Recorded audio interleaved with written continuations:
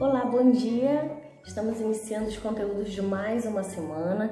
Façamos de tudo para que essa semana seja muito proveitosa, seja de muitas conquistas e de muitos conhecimentos.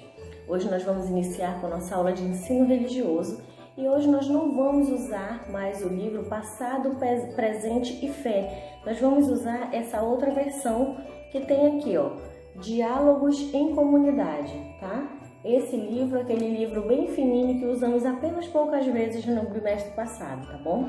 Vamos usá-lo agora. Hoje nós vamos estudar as páginas de 8 até a página 11, que é a página relacionada à saúde, onde vamos conhecer um pouco da história e da trajetória de Zilda Arnes. Você já ouviu falar? Pois ela tem um feito muito importante, principalmente para as crianças carentes, para as crianças doentes, né? Então vamos lá, pegue o seu livro, página 8, tá? E vamos iniciar a leitura para conhecer um pouco sobre a história de vida de Zilda. Zilda Arnes Neumann foi médica pediatra e sanitarista brasileira.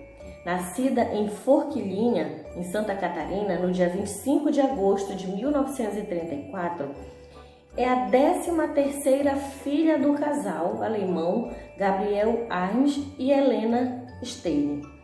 Entre os seus irmãos está o Dr. Paulo Evaristo Arnes, que é cardeal emérito de São Paulo. Em 1959, ela casou-se com Aloysio Neumann, com quem teve 6 filhos. No ano de 1953, iniciou o curso de medicina na Universidade Federal do Paraná, época em que poucas mulheres trabalhavam, estudavam, se interessavam por essa área. Era uma área vista como apenas para pessoas do sexo masculino, né? Era aquele período em que as profissões elas eram meio que escolhidas por gênero, né? Homem só pode trabalhar nessa área, mulher só pode trabalhar nessa área. Então ela foi lá e quebrou esse tabu, né? Assim como poucas que tinham essa coragem, ela foi lá e realizou esse sonho de cursar o curso de medicina. Ela fez várias especializações concentradas sempre na área de saúde pública, tá? E muitas dos seus trabalhos, das coisas que a tornaram famosa, eram sempre voltadas, preocupada com a sociedade de uma forma geral. Passando para a página 9, acompanhe a leitura comigo. Foi pediatra no Hospital de Criança César Perneta, nos anos entre 1955 e 1964. E posteriormente ela atuou como diretora de saúde materno-infantil da Secretaria de Saúde do Estado do Paraná. Essa experiência fez com que, em 1980, ela fosse convidada para coordenar a campanha de vacinação. Essa campanha, Sabin, que era para combater a doença chamada poliomielite, na qual elaborou um método próprio que depois foi adotado pelo Ministério da Saúde. Ela criou esse método para facilitar e depois foi uma ideia tão legal que todas as unidades federativas passaram a usar a ideia dela. Entre o período em que Zilda começou a atuar como médica e a década de 1980, a mortalidade infantil e a desnutrição, elas apresentavam níveis elevados no Brasil, era muito grande. Perdia-se muitas crianças para desnutrição e para mortalidade infantil. A médica, ela se preocupava muito com essa questão. E foi aí que no ano de 1983, em parceria com Dom Geraldo Magela, na época ele era arcebispo de Londrina, ela criou a Pastoral da Criança, cujo principal objetivo era diminuir a mortalidade e desnutrição infantil, utilizando métodos simples, baratos e caseiros. E em 2004 fundou e coordenou a Pastoral da Pessoa Idosa. Gente, em relação à Pastoral da Criança, essa pastoral ela cresceu tanto, tanto, tanto que ela se expandiu para outros países, tá? A pastoral da criança, para os cristãos, né? Ele é assim, pastor é quem cuida do rebanho. Então, a pastoral é como se fosse um pastor que estava ali para tomar conta de um determinado povo, de um determinado público. E ela criou a pastoral, ela junto com o Dom Magela, ela acabou criando a pastoral da criança, que era algo voltado exclusivamente para as crianças e principalmente para as crianças carentes, né? Porque eram as que sofriam mais com desnutrição e era o público que mais existia morte por conta de falta de alimentação, de cuidados com a saúde de modo geral. Então eles fundaram essa pastoral da criança lá no estado do Paraná e foi dando tão certo que foi expandindo. E acreditem, é um caso curioso, chegou aqui no nosso estado de Roraima. E aqui ela inaugurou também, né, a pastoral da criança, mas ela começou a ver que aqui nós tínhamos também um outro público que precisava desses cuidados. E foi aí que eles expandiram a pastoral da criança também para a área indígena, lá na Raposa Serra do Sol, aqui no nosso estado. Então lá eles também recebiam esse cuidado específico, tá? Vamos acompanhar a leitura de novo, tá? No ano de 2008, ela fundou a Pastoral da Criança Internacional, né? Sendo o Uruguai o primeiro país sede.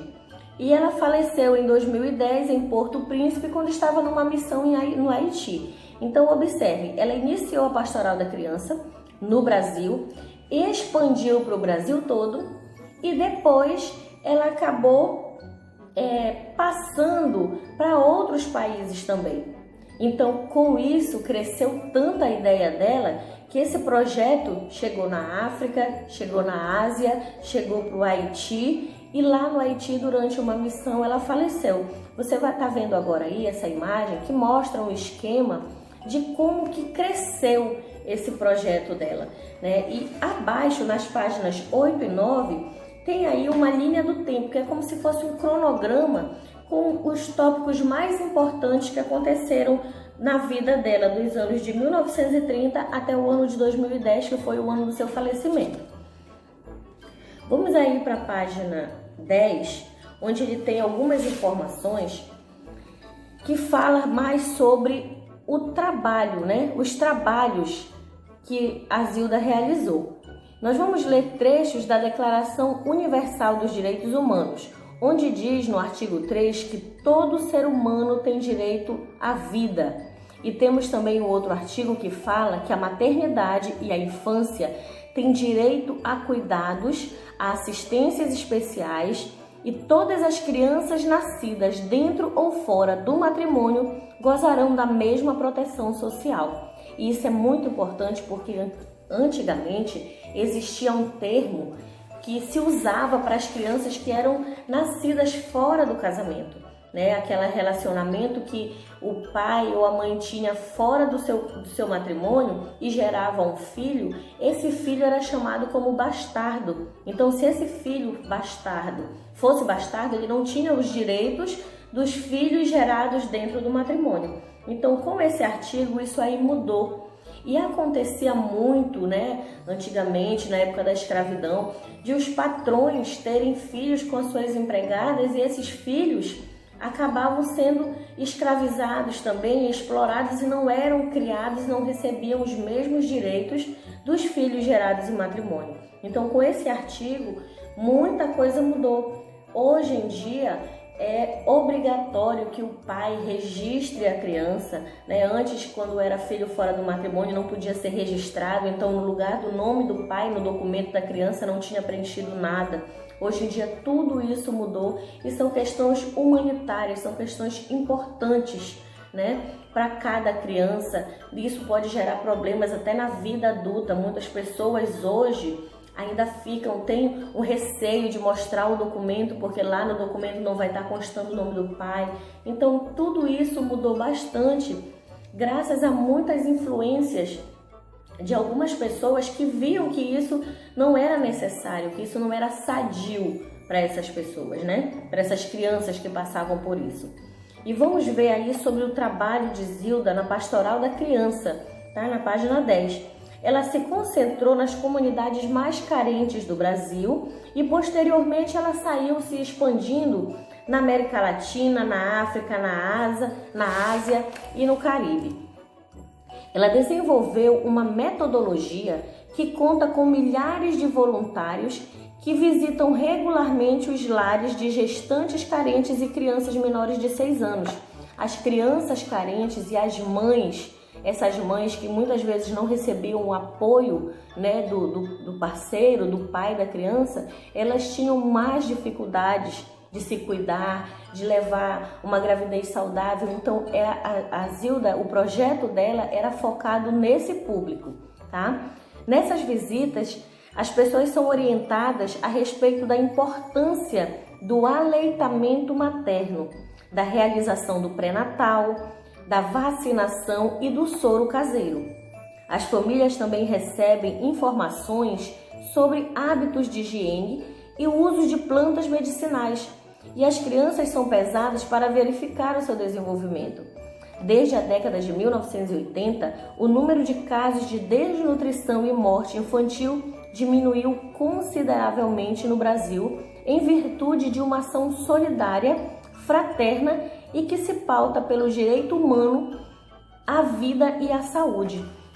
Então, isso ela ajudou a divulgar coisas simples, né? Nem todo mundo, nem todas as famílias têm aquela condição de ir pagar uma consulta particular em um médico, comprar um medicamento em uma farmácia. Então, eles ensinavam medicamentos caseiros, eles ensinavam o soro caseiro, que se propagou muito, né? Você pode ir, aquele soro que você toma lá no hospital quando tem necessidade, ou que você compra em uma farmácia, você pode fabricar dentro de casa, tá?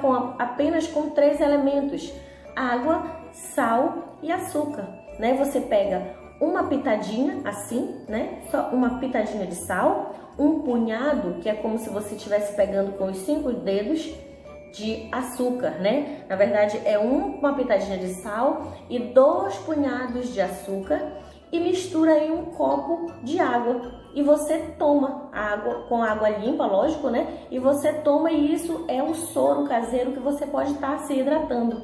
E essa medida deu tão certo, funcionou tanto, que a UNICEF, que é um órgão também muito preocupado com a saúde e vida social das crianças, ela criou esse modelinho que você está vendo, que é uma colher de medida, onde nesse espaço menor você coloca a quantidade de sal e no espaço maior você coloca a quantidade de açúcar e mistura tudo, e assim você vai estar fabricando o seu próprio soro caseiro. Então, Zilda, ela tinha consciência de que as pessoas, nem todas as pessoas tinham essa condição. Então ela ensinava remédios caseiros, a partir de plantas, coisas naturais, né? Coisas que você pudesse fazer sem precisar estar tendo um gasto. E eles faziam esse acompanhamento. Na medida do possível, eles tinham parcerias em que conseguiam auxiliar as crianças, as gestantes, acompanhar para que elas tivessem uma gestação saudável, um parto saudável, para que essas crianças nascessem com saúde. E a partir dessa ação dela foi que a mortalidade infantil no Brasil diminuiu consideravelmente. Morria muita criança desnutrida por falta de alimento, por falta de nutrientes, e com essa ação dela isso diminuiu bastante. E aí nessa página 10 nós temos 2 questões que você vai refletir, vai conversar em casa com a família e vai vai responder no caderno. E uma delas é essa aqui: qual é a relação entre o direito à vida e o direito à saúde? Você vai responder lá no seu caderno e vamos debater na sala virtual. E a outra informação é essa aqui: converse com os familiares sobre estas questões. Hábitos de higiene previnem doenças?